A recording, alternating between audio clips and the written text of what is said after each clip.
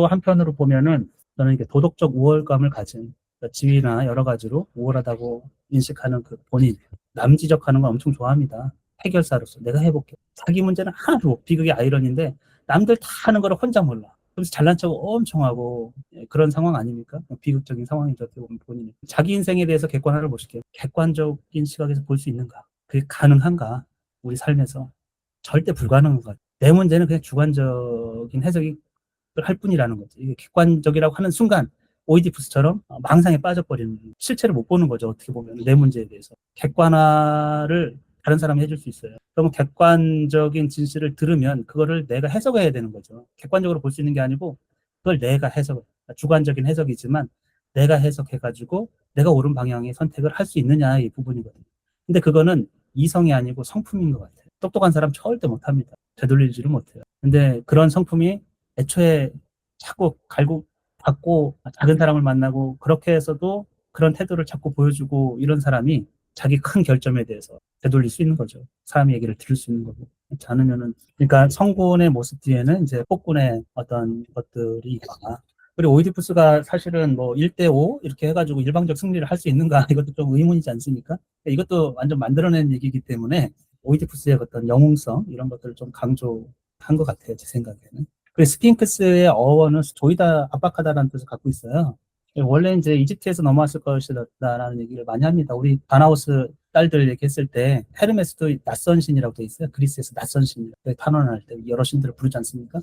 신들이 이제 이집트에서 왔다고 이제 알려지는 신들이 있는데 스핑크스도 아마 그런 쪽에서 이렇게, 스핑크스가 무덤가에 앉아서 죽은 자의 영혼을 지키지 않습니까? 스핑크스는 경계에서 문지기처럼 이렇게 지키는 자거든요. 근데 목조르다, 뭐 약간 압박하다 이런 뜻을 갖고 있기 때문에 그걸 이제 전염병화라 해석하는 학자들도 꽤 있습니다. 탭에 숨막히는, 목숨을 제대로 못 쉬게 만드는 그런 것도 있을 거라는 생각이 좀 들어요. 헤라클레스처럼 이 괴물을 제거하는 게 영웅입니다. 그러니까 그냥 오이디푸스를 굉장히 영웅스러운 위치로 갖다 놓는 거죠. 진짜 영웅인지는 모르겠지만 어쨌든 그렇게 포지셔닝이 된 인물입니다. 그래서 스핑크스가 엄청 두려움의 존재, 경계에 서면서 탭의 외곽에 있는 것처럼, 그래서 이제 출입을 못 하는 거죠, 사실은. 여러분이 보시면 이제 전염병에 한번 걸리면 그렇지 않습니까? 그런 상황들이 오잖아요.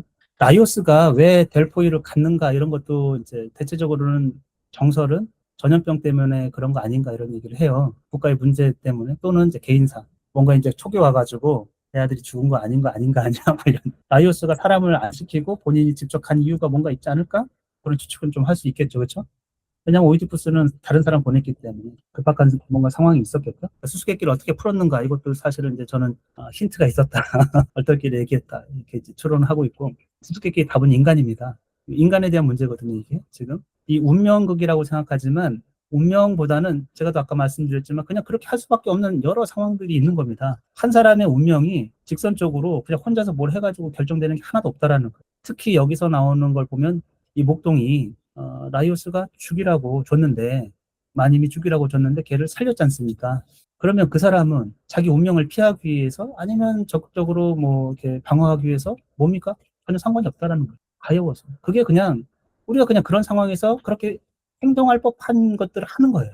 가여워서 살려준 겁니다. 그 어떻게 또 그 오린토스 왕에게 갔어? 우리 왕의 측근이고 왕의 가축을 돌보고 있고 왕에게 아들이 없어가지고 버려진 아이니까 혹시나 해가지고 줬는데 그 아이를 보고 키우겠다는 마음이 든 거 아니에요? 뭐 누구도 잘못이 없어요. 이 운명에 대해서 뭐 엮여가지고 뭐 알고 있는 것도 아니고 그냥 다 자기가 그런 상황에서 그런 행동을 할 수 있을 법한 것들을 하는 겁니다. 왕은 걔를 키웠지.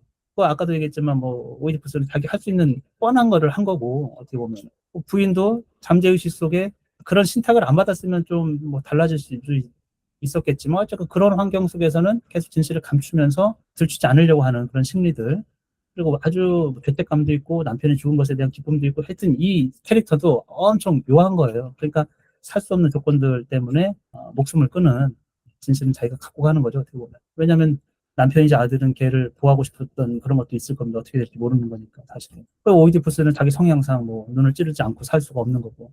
그리고 또 하나가 하여튼 인간에 대한, 수수께끼도 인간이죠. 근데 그 인간의 이제 한계인데, 또 재밌는 거는 인간을 규정하는 데 있어서 발로 규정을 했어요. 계속 다리 이런 것들이 많이 나오는데, 많은 것 중에서 인간의 특징을 어렸을 때 네 발로 끼고, 그 다음에 두 발로 서고, 그 다음에 이제 세 발로 의지. 그러니까 이것도 이제 인간의 한 사이클 아닙니까? 어떻게 보면 네 발로 기는 건 동물에서 시작해가지고 자기 발로 섰지만 나중에서 이제 힘든 거죠. 그것도 다른 거에 의지해가지고 살아야 되는 어떤 인간의 이야기. 그게 이제 그러면 왜 이 수수께끼를 아무도 못 풀었는가? 자기 문제 못 풀어. 한 문제는 막 달려들어가지고 우리나라 교육 문제도 해결할 것 같고 나라를 막 올바로 가는 길에 막 피를 토하고 막 얘기를 하지 않습니까? 근데 옆에서 부인이 네 일이나 똑바로 해. 이렇게 얘기하잖아요. 데카르트가 한번 그런 얘기를 한 거예요. 도저히 이해할 수가 없다고. 공직에 있지도 않고 관련도 없는데 뭐 나라 일을 이렇쿵저렇쿵 얘기하고 이런 사람이 제정신이냐 이런 식으로. 그러지 말고 작게는 자기 일이고 더 작게는 자기 이성이 있거든요. 거기에 신경 써라. 그런 얘기를 이제 현자가 몇천 년 뒤에 해준 겁니다. 그래서 인간은 자기를 모른다. 밥도 인간인데 잘 모르는 거죠. 등짝 밑이 어둡다고 그런 거를 계속 보여주는 거예요. 오이디푸스 자기 자신도 굉장히 똑똑하고 많이 하는 거라고 자기가 착각하는데 자기 문제를 특히 정체성에 대해서 나는 누구인가에 무죄한 거죠. 사실 저는 그냥 그거는 알 수가 없다.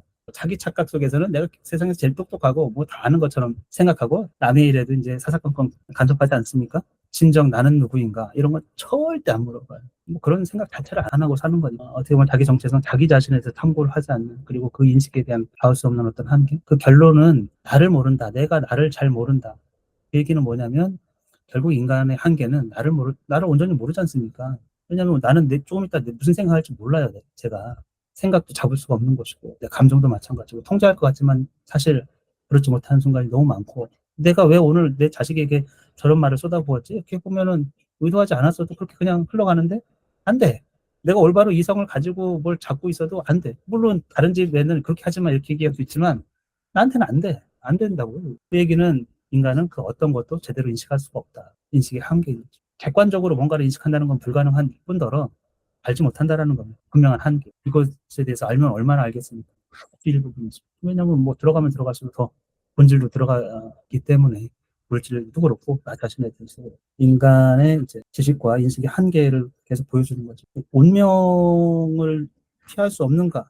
우리는 운명을 생각하지 않지만 소포클레스는 운명을 피할 수 없는가 이런 이 질문을 하고 있는 것 같지는 않아요. 저는. 이렇게 해도 운명을 피할 수 없다. 그러니까 운명에 어떻게 보면은 소용없는 짓이다.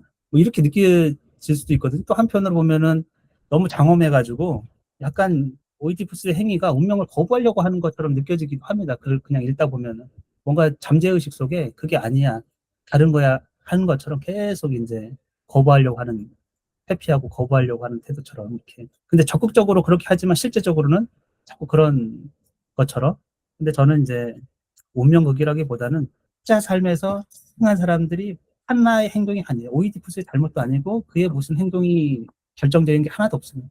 하나를 보면 너무나 미약한 거예요. 오이디푸스가 뭐 삼거리에 서 있던 그에 얼마나 큰 영향을 줬느냐 모르죠 뭐 사실. 거기서 사람하고 시비 붙었느냐 한 대 맞아가지고 욱해가지고 사람 죽였고 스핑크스 굳이 도망가지. 평생에 걸쳐가지고 그 수없이 많은 그런 일들, 일련의 일들, 그리고 나뿐만 아니고 엄청나게 많은 사람들의 개입, 그런 것들이 그냥 그 당시에는 그렇게 있을 수밖에 없는 것들이 총화, 모여가지고 나중에 보면은 그렇게 되는 것이지.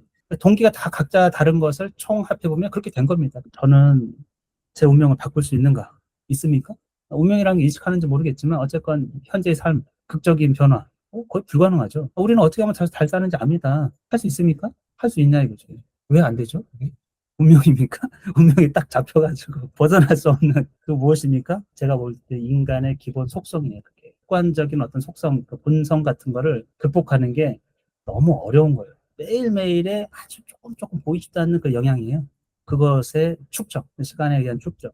그래서 그게 사람을 만들어가기 때문에. 그리고 인간은 애초에 나를 몰라요. 나는 나 말고 다 봐. 나는 못 봐. 눈이 그렇게 달려가지고. 인식이 한계인 겁니다. 그러니까 데카르트가 얘기했던 건 너무 일리가 있는 거예요. 우리가 살면서 정말 들여다보고 더 심사숙고하고 하는 건 나 자신이고 그 자신 나라는 본질도 정신이라는 거 그걸 자꾸 들여다보고 반추하고 계속 생각하고 그런 거를 하라는 거죠.